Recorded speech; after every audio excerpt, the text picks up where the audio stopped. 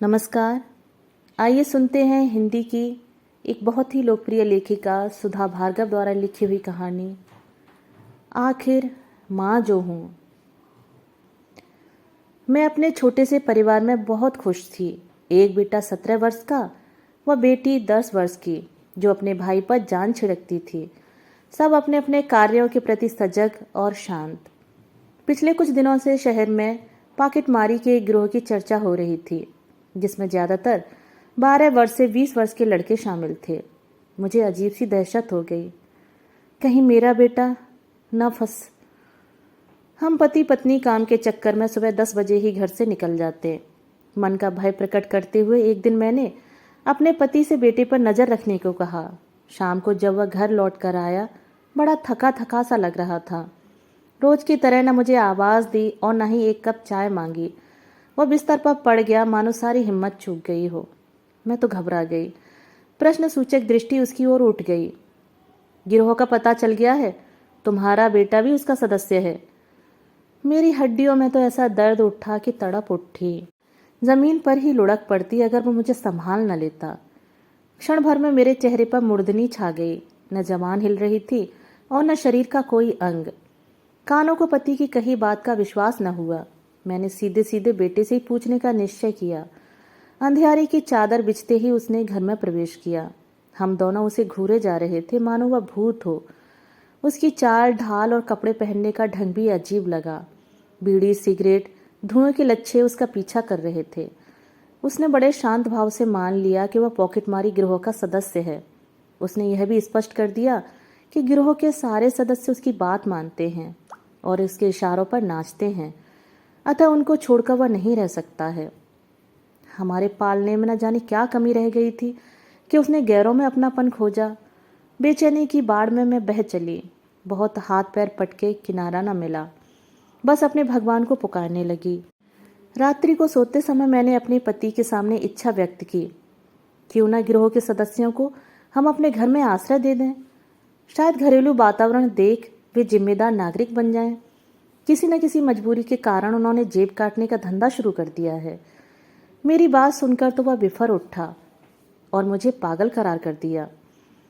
मेरे बेटे का भला इसी में था कि सबको भला बनाने की कोशिश की जाए।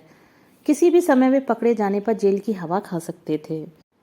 मैंने जब अपने बेटे से कहा सब यहाँ आकर रहो, तो बड़ा खुश हुआ, क्योंकि सबको सुरक्षा मिलती। उसके 10 साथी अगले दिन आ धमके। घर में मुश्किल से 3 कमरे और एक आंगन था। सारा घर म्यूजियम नजर आने लगा। शुरू शुरू में न कोई काम करता और न रसोई के काम में सहायता करता। मेरे पति घर बाहर का काम करते जाते और इस मुसीबत की जड़ मुझे बताते जाते। एक आश्चर्यजनक बात देखने में आई। गिरोह का नेता जूडो कराटे चैंपियन था।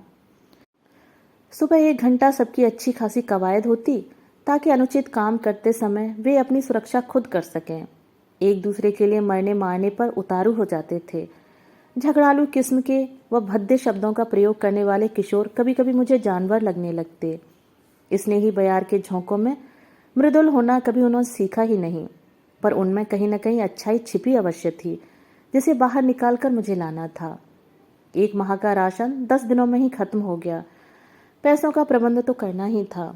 मैं खुद भूखी रह सकती थी, पर उन्हें भूखा नहीं देख सकती थी। नानी की दी हुई मेरे पास एक सिलाई मशीन थी, जिसे बेकार समझकर स्टोर में रख दिया था। उसे साफ किया, कल पुर्जों में तेल दिया। अरे वह तो फर्राटे से चल निकली। रात में छोटे बच्चों के कपड़े सीने का इरादा बुरा न था। उस रात मशीन की खड़खड़ से शायद कोई ठीक से न सो पाया। मेरे बेटे के साथ ही रात भर कुलबुलाते रहे। दिन में जैसे ही कपड़ों को बेचने के इरादे से घर से निकली, एक लड़के ने मेरी बांह थाम ली। कपड़ों का बंडल लेकर उसके 2 साथी साइकिल पर सवार हुए और अलग अलग दिशाओं की ओर चल दिए। रात को खाना हम सब एक साथ ही एक परिवार की तरह बांट बांट कर खाते थे। उसी समय मेरी हथेली पर 500 रुपये रख दिए। जो लड़के कपड़े बेचकर आए थे, उनको मैंने निकम्मों की तरह उनका खाली बैठना ऊल जुलूल बकना भी अच्छा न लगता था। मैं उन्हें अपना पसीना बहाते हुए देखना चाहती थी। दोपहर को 2 घंटे सोना लड़कों की आदत होती जा रही थी। कोई भी नौकरी करने को तैयार न था। तंग आकर एक बात मैंने उनसे साफ साफ कह दी, तुम जीवन भर मेरे साथ रह सकते हो, परंतु जेब काटते समय यदि तुम पकड़े गए तो तुम्हें छुड़ाने नहीं आऊंगी। दूसरी बात, तुम्हारी पाप की कमाई से पानी तक इस घर में नहीं आएगा। मेरी बात का इतना असर हुआ कि वे नौकरी ढूंढने लगे। जिसे जो काम मिला अपना लिया। वे कुछ न कुछ रुपए लाकर मेरे हाथ पर रख देते। उनकी आंखों में एक विशेष चमक आती जा रही थी। शायद यह आत्मविश्वास की ज्योति थी। वही मेरी हिम्मत का पतवार बन रही थी। मेरी छोटी बेटी जब लड़कों से कहती, भैया भैया चाय पी लो, वे चुपचाप उसकी बात मानते और तुरंत घर के कामों में हाथ बटाने लगते। कोई सब्जी काटता, कोई बर्तन धोने लगता। मेरे आश्चर्य की सीमा न रही जब एक दिन मैं थकी मांदी घर लौटी और देखा मेरी बेटी आमलेट खा रही है। थर्मस में मेज पर चाय रखी थी। यह सब किसका करिश्मा है? मुझे पूछने की जरूरत नहीं पड़ी, क्योंकि पास ही खड़ा एक लड़का मुझे कनखियों से देख रहा था।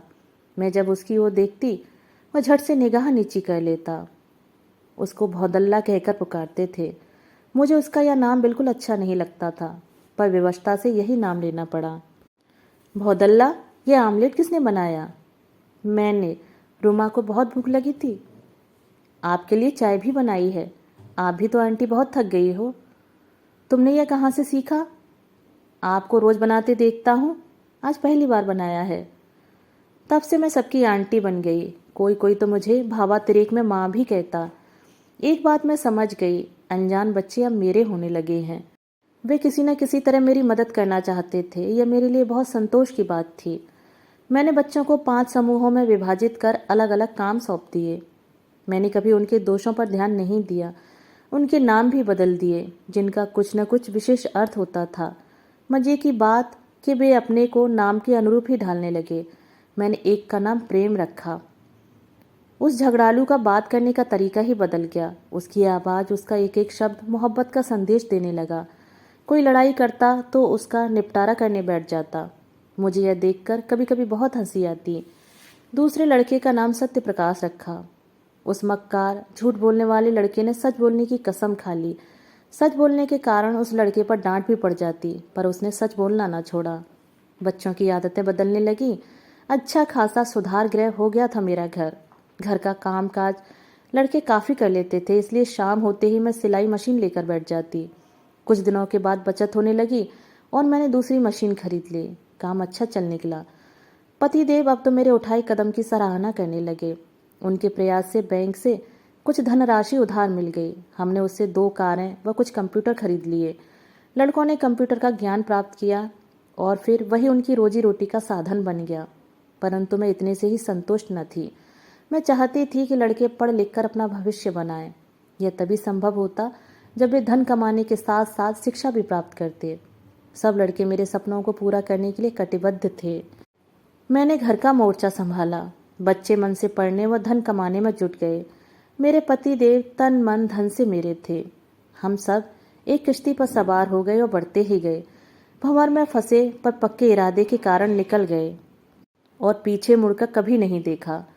एक समय था जब मैंने 12 बच्चों को संभाला था, पर आज मेरे बच्चे हम पति पत्नी को संभाल रहे हैं। सिलाई करना छोड़ दिया है, लेकिन खाना अब भी मैं सबको खुद ही परोसती हूँ, क्योंकि सदैव आशंका बनी रहती है कहीं मेरे युवा बच्चे कम न खाएं, दुबले न हो जाएं। आखिर माँ जो हूँ।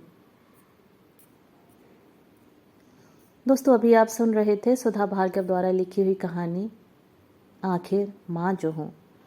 दोस्तों, कहानी आपको कैसी लगी? अपने विचार मुझे कमेंट बॉक्स में साझा कीजिएगा। धन्यवाद।